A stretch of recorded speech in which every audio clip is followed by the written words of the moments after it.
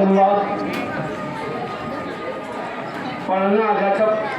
प्रधानाध्याचार्य श्री सुशील चौधरी जी, इस विदाई समारोह में उपस्थित शिक्षक एवं शिक्षिकागण, छात्र छात्राओं, इस विदाई समारोह का कार्यक्रम तो रखा गया है, लेकिन विदाई समारोह कभी पढ़ाई में होता नहीं है। मुझे जितना ज्ञान है, ज्ञात है, उसमें मैं कहना चाहूँगा, विद्यालय और पढ़ाई से कभी भी विदाई समारोह नहीं होता है। आप छठी से जो भी बच्चे बच्चियाँ जुड़ी, कोई ऐसे ही बच्चे हैं जो पहली से जुड़े होंगे, आप 10वां में उत्तीर्ण करने के बाद आप पढ़ाई में आगे बढ़े हैं, बल्कि विदाई नहीं लिए हैं। पढ़ाई के अलावा अगर पढ़ाई में हम बोले कि विदाई, तो ये थोड़ा अटपटा सा लगता है। हाँ, ये जरूरी है कि आप निरंतर आप क्लास बाय क्लास उत्तीर्ण होना आपका स्वाभाविक भी है और ये सिस्टम भी है, तभी आप आगे बढ़ पाएंगे। जहाँ तक 2021 से मैं इस विद्यालय से जुड़ा हूँ, पहले भी मैं जुड़ा था। अत्यधिक रूप से मैं जब मैं अध्यक्ष हुआ उस विद्यालय का, उससे मैं काफ़ी लगाव रखा हूँ विद्यालय से।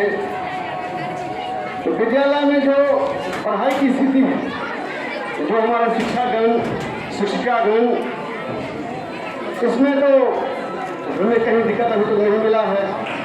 सब सामंजस्य करके चल रहे हैं, अच्छी तरह से पढ़ाई हो रहा है। आगे भी यही रहना चाहिए। इसके लिए मैं सर से बार बार मैं संवाद भी करता रहता हूँ कि सब शिक्षण संस्थान में कोई दिक्कत नहीं होनी चाहिए। सरकार की मदद भी कर रहे हैं हम लोगों को, हम भी मदद कर रहे हैं सरकार। तो इसमें जितने भी छात्र छात्राएँ हैं, आज इसी में मैं तो सब कहना चाहता हूँ, ज़्यादा समय नहीं लेते हुए, क्योंकि 2 बजे मुझे भी कहीं जाना है। पढ़ाई में विदाई इसीलिए नहीं मानते हैं कि पढ़ाई में अगर हम विदाई मान लें तो पढ़ाई हमारा समाप्त हो गया। विदाई का मतलब ये नहीं हुआ कि हम पढ़ाई से विदाई ले रहे हैं। हम इससे आगे और कुछ अच्छा करेंगे, इसके लिए हम विदाई यहाँ से ले रहे हैं।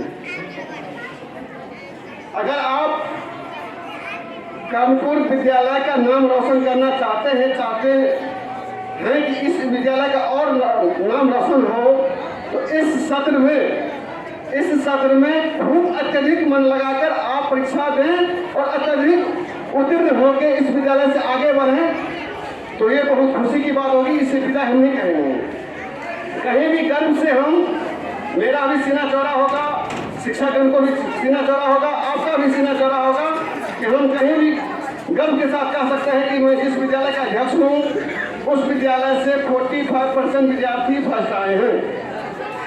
मुझे ये कहने में काफ़ी खुशी होगी।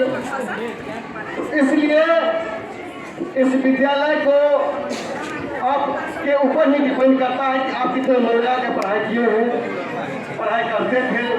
ये आने वाले समय में कुछ दिन बाद आपका 15 फरवरी से परीक्षा। हम कर्मपुर विद्यालय में हम इतना मेहनत किए, इतना शिक्षक का सहयोग मिला और हम इतना उत्तीर्ण किए।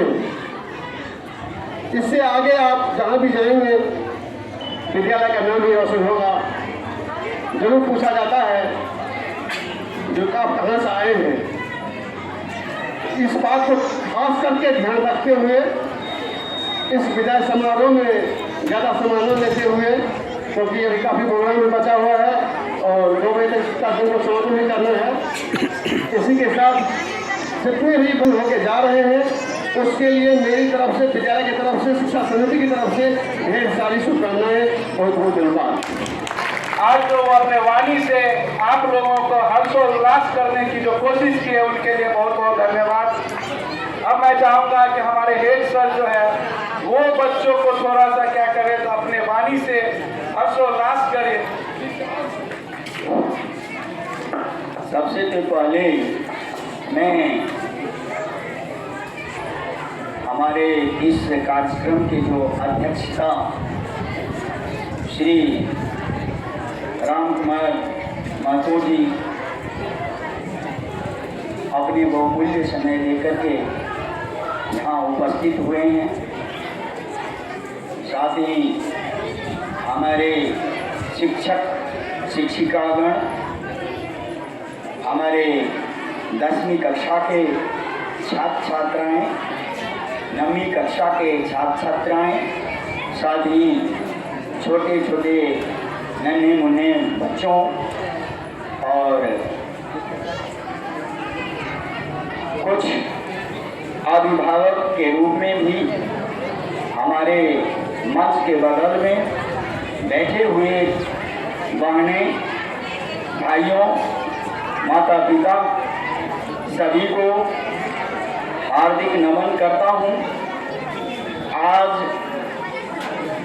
हम इस कार्यक्रम का नाम विदाई समारोह इसलिए रखा हूँ कि शिक्षा से विदाई नहीं,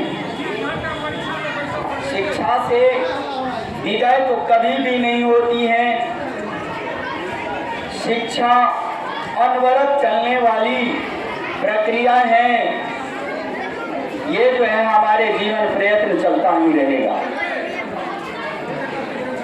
लेकिन हमारे विद्यालय में अध्ययनरत 10वीं कक्षा के छात्र छात्राएं शायद भविष्य में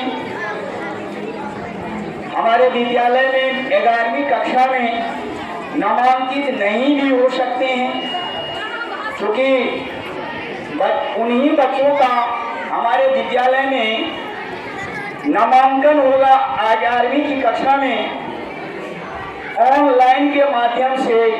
जब हमारे विद्यालय का नाम उनको प्राप्त हो जाएगा, नामांकन के लिए आवंटित हो जाएगा, तभी लेंगे। तो हो सकता है कि ऐसे बच्चे पुनः हमारी संस्था में नामांकन करने के लिए नहीं आए।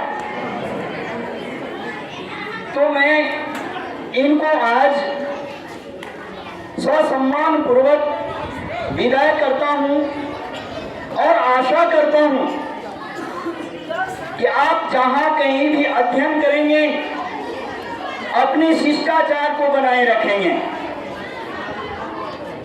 क्योंकि जीवन में अनुशासन ही एक ऐसी युक्ति है जिसके द्वारा हम कहीं भी अपनी पैठ बना सकते हैं। यदि हमारे पास में शिक्षा है लेकिन अनुशासन नहीं है तो मैं अपनी पहचान नहीं बना सकता हूँ। इसीलिए मेरे बच्चों, आप जहाँ कहीं भी अध्ययन के लिए जाएंगे तो सबसे पहली बात है कि आप अनुशासित रहें। अब तब देखिए कि आपकी रिजल्ट कैसी है। इसके बाद में आप जिनसे शिक्षा ग्रहण किए हैं या करेंगे उनका हमेशा सम्मान की दृष्टि से देखें, क्योंकि आप अपना जो शिक्षा ग्रहण किए हैं, चाहे आप विद्यालय के माध्यम से हो, कोचिंग के माध्यम से हो, भविष्य में भी किसी संस्था में आप शिक्षा ग्रहण करेंगे, ट्यूशन पढ़ेंगे, तो वहां भी कोई न कोई आपका शिक्षक ही मिलेगा। और अगर उसका सम्मान नहीं किया तो समझिए कि आपने कुछ नहीं किया। तो सबसे पहली चीज है कि आप अनुशासित रहें और मन लगा करके पढ़ें, क्योंकि आपका देश 9वीं 10वीं 11वीं और 12वीं पर ही टिका हुआ है। आपने मन लगा करके 9वीं 10वीं 11वीं और 12वीं पढ़ लिया तो आपका प्लिंथ ऐसा मजबूत बन गया, क्योंकि आप अपने जीवन में जो भी कुछ बनना चाहेंगे तो बन जाएंगे। इसीलिए आपने 9वीं 10वीं तक पढ़ाई तो पूरा कर लिया, अब 11वीं और 12वीं बाकी है। तो 11वीं और 12वीं में आपने जहां कहीं भी शिक्षण कार्य में, अध्ययन में कहीं भी कमी किए हैं तो उसकी भरपाई निश्चित रूप से 11वीं और 12वीं में करनी। और कोई भी विषय अपने आप में परिपूर्ण है। विज्ञान रखें, या कला रखें या कॉमर्स रखें, लेकिन सभी विषय अपने आप में परिपूर्ण हैं। अगर आप विज्ञान रखते हैं और मन लगा के नहीं पढ़ेंगे तो आपका परिणाम अच्छा नहीं निकलेगा। आप कला पर रखें, खूब मन लगा करके पढ़े तो आपका परिणाम बहुत ही अच्छा निकलेगा। उसी तरह से कॉमर्स में भी अगर मन लगा करके पढ़ लिए तो आपका परिणाम अच्छा ही होगा। इसीलिए मैं सभी बच्चों से यही आशा करता हूं कि आप आगे की जो अध्ययन करेंगे, पीछे जो कमी रह गया उसकी भरपाई आगे करेंगे, तब आप निश्चित रूप से जो मन में बैठाए हैं वो आपको मिल जाएगा। कोई मन में डॉक्टर बनने की इच्छा रखे होंगे, कोई इंजीनियर बनने की इच्छा रखे होंगे, कोई बड़े पदाधिकारी बनने की इच्छा रखे होंगे या कोई अन्य प्रकार की इच्छा रखे होंगे, तो इसकी पूर्ति तब हो सकती है जब आपकी पढ़ाई अच्छी तरह से हो। ठीक है सर, ठीक है। तो निश्चित रूप से ठीक है, ठीक। आप अपनी कमी को पूरा आगे की पढ़ाई में पूरा कर लेंगे।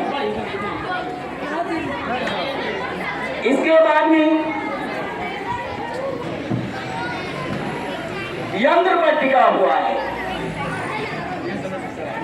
जैसे कि हमारे हाथ में एक छोटी सी यंत्र, जिसको मोबाइल के नाम से आप लोग जानते हैं, अगर मैं चाहूं इस मोबाइल को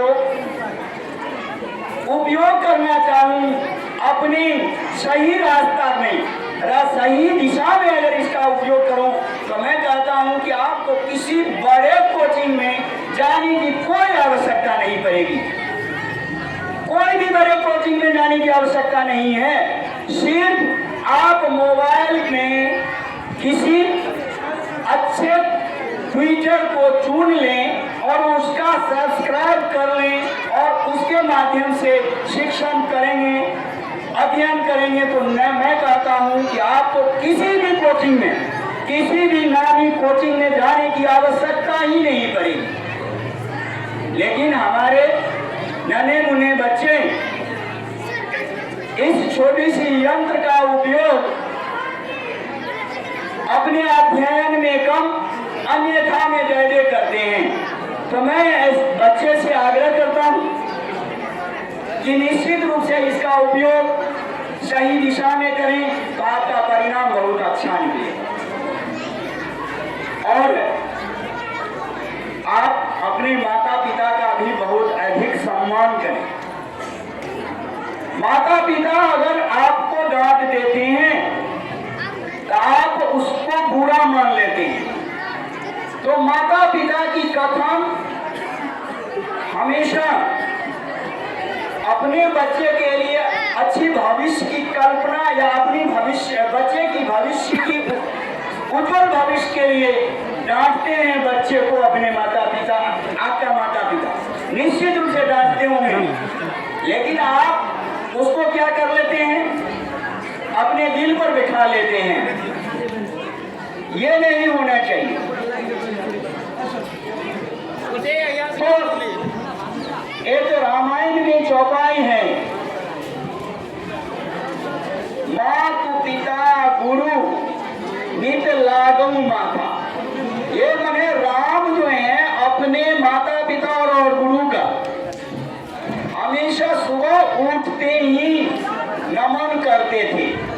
तो देख लीजिए भगवान राम जो हैं क्या हो गए, पुरुषोत्तम के रूप में जाने जाते हैं। तो आप भी अपने माता पिता और गुरु की कथन को मानते हुए अगर काम करेंगे, अध्ययन करेंगे, तो आपका भविष्य उज्जवल हो जाएगा। तो आप सभी मेरी बातों को ध्यान में रखिएगा। मैं आप सभी बच्चों का उज्जवल भविष्य की कल्पना करते हुए